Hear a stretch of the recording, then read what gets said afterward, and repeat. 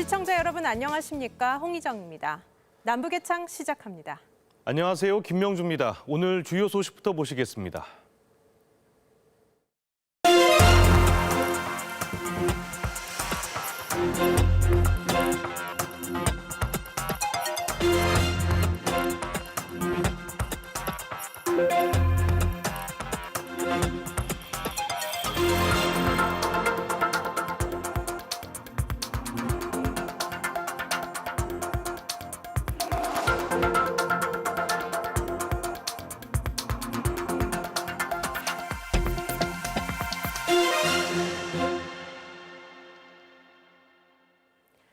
이 년 전 이탈리아에서 잠적했던 조성길 전 북한 대사 대리가 지난해 여름 한국에 온 것으로 확인됐습니다.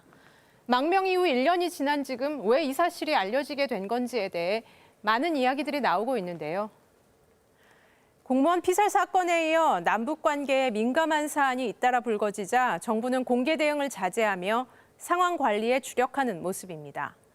이런 가운데 북한은 노동당 창건 75주년을 맞아 군 주요 인물의 승진 인사를 단행했습니다. 이슈엔 한반도 정은지 리포터입니다.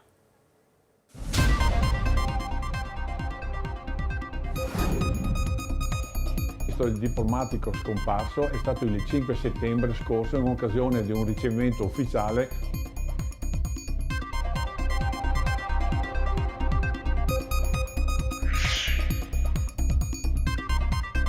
친구로서 성길아 걱정하지 말라. 북한을 외교했던 너나 나한테 있어 저는 대한민국이라는 조국이 있다. 정치적 망명자로서의 신변 안전의 제공기대로 우리가 적극 노력해 줄게.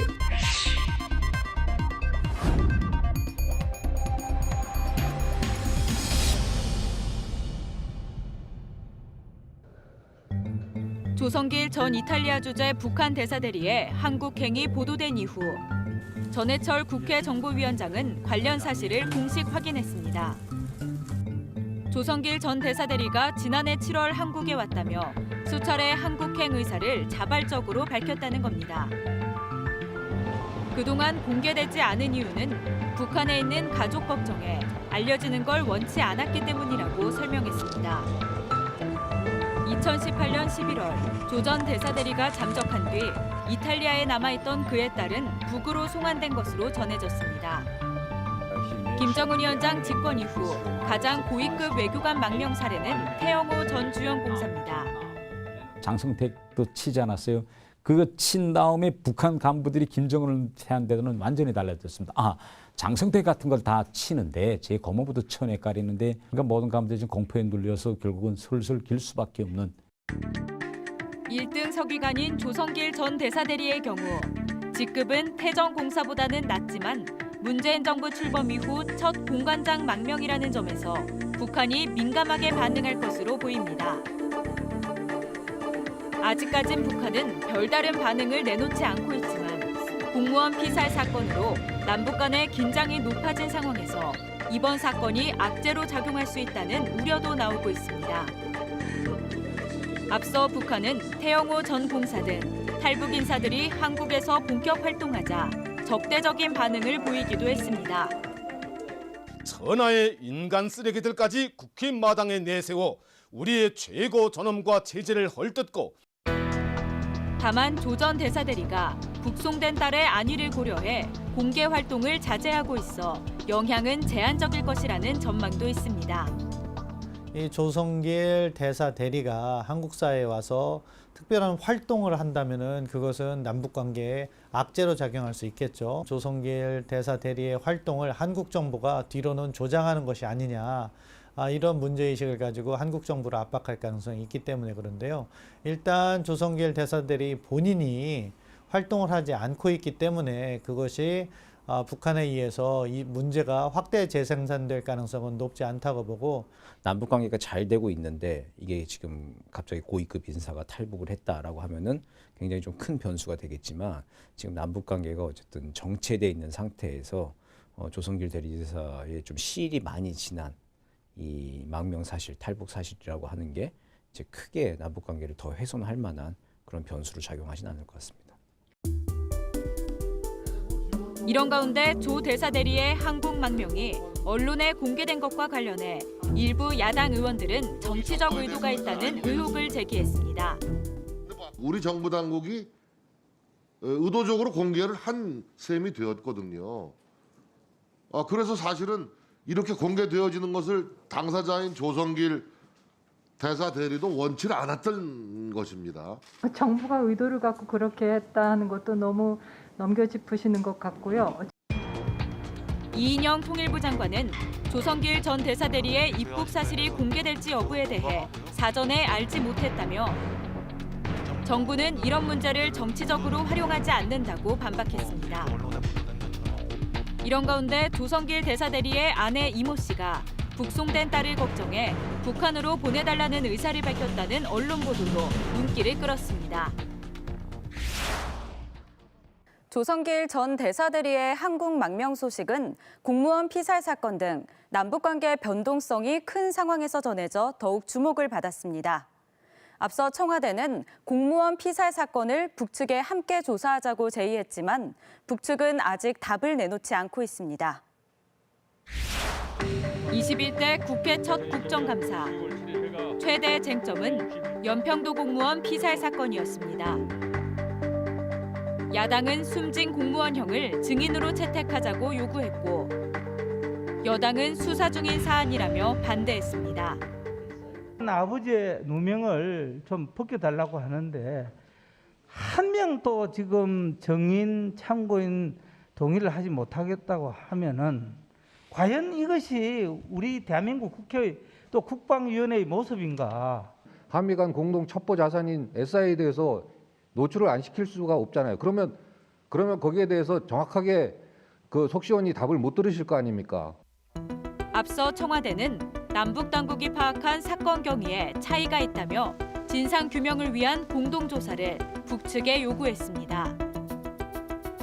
공무원 피살 사건에 김정은 위원장이 사과하고 남북 정상의 친서가 공개되면서 남북 관계에도 변화가 있을 거란 기대감이 나왔지만 북한의 반응을 지켜보고 있는 단계이고 북한이 하루빨리 호응이 있기를 기대하고 있습니다. 북측은 우리의 공동조사 요구는 물론 문재인 대통령이 직접 요청한 한라인 복원에 대해서도 아무런 반응이 없습니다. 남북은 과거에도 각각 공동조사를 제안한 적이 있지만 실제 성사된 적은 없습니다. 북한이 공동조사를 요청한 사례는 2010년 천안함 사건이 대표적입니다. 당시 한미합동조사단이 북측 소행이라고 발표하자 북한은 날조극이라며 외신 인터뷰까지 동원해 반발했고 우리가 하도 관계도 없는 이런 천안호와 같은 그런 배를 무엇 때문에 까갔습니까? 깔 필요도 없고 또 무슨 의의도 없고. 물증을 확인하기 위해 검열단을 파견하겠다고 했습니다. 남측의 말대로 조사 결과가 객관적이고 과학적이라면 우리 검열단을 받아들이지 못할 아무런 이유도 없다. 2014년 파주와 백령도에서 발견된 소형 무인기가 북한 것이라는 우리 측 조사 결과가 나왔을 때에도 북측은 공동조사를 요구했습니다. 정체불명의 무인기가 북의 것이라는 것을 비롯하여 북소행서를 들고 나오려면 우리가 제기한 공동조사 요구를 군말 없이 받아물고 응해 나오라는 것이다. 남측이 공동조사를 수용하지 않을 거라는 판단, 그리고 자신들의 소행이 아니라는 점을 부각시키기 위한 목적으로 활용했다는 분석입니다. 북한은 2008년 금강산 관광객 박광자 씨 피살 사건 당시 우리가 제안한 공동조사 요구에 끝내 응하지 않았습니다. 북한은 이 사안을 넘어서 미국 대선 이후에 북미 대화의 재개, 그리고 그것과 연계한 한국 정부와의 접촉, 그런 방식으로 나아갈 가능성이 있고 유엔이라든가 국제사회에 이 문제를 가져가야 된다. 그래야지 북한이 압박을 느껴서 최소한의 성의라도 보일 가능성이 있다. 이런 가운데 김정은 위원장은 노동당 창건일 75주년을 맞아 핵미사일 개발을 총괄하던 군간부 2명을 원수로 승격시켰습니다. 그런가 하면 내년 초 8차 당대회를 앞두고 이른바 80일 전투도 결정했습니다. 김정은 위원장과 얼싸안는 것은 물론 함께 맞담배를 피울 정도로 총애를 받은 리병철 당 중앙군사위 부위원장. 국정원이 지난 8월 김정은 위원장이 위임 통치를 하고 있다며 전략무기 개발 담당으로 밝힌 인물이기도 합니다. 올해 들어 권력 정점인 정치국 상무위원으로 발탁됐고 이번에는 군 원수란 칭호도 받았습니다. 포병사령관 출신으로 전략무기 배치와 운용을 맡아왔던 박전천 총참모장도 원수로 승진했습니다. 공동 결정서를 전달하시고 당과 인민의 크나큰 신임과 기대에 높은 사업 실적으로 보답하기 바란다고 당부하시며 그들을 축하하셨습니다. 인민군 원수는 북한군 가운데 가장 높은 계급으로 김씨 일가를 제외하고는 역대 5명에 불과합니다. 당 창건일 75주년을 맞아 고속 승진을 단행한 건데 당장 열병식에서 신형 전략무기 공개 가능성이 나오는 이유입니다. 군부에 힘을 실어주는 모습은 북한 정권이 계속해서 핵과 미사일 개발을 지속하겠다 하는 의미로 받아들일 수 있는 거죠. 특히 이제 리병철과 박정천 같은 경우에 핵과 미사일 프로그램 완성이라고 하는 김정은 위원장이 생각하는 어쨌든 국방력이라고 하는 한 축을 완성하는데 큰 이제 그 성과를 낸 사람들을 높여줄 수 있는 최고의 칭호를 안기고, 그럼 이제 아직 성과가 나지 않고 있는 그 경제 부분에서의 이제 일꾼들에 대한 동료도 되는 것이죠. 김정은 위원장은 이와 함께 연말까지 80일 전투를 벌이라고 지시했습니다.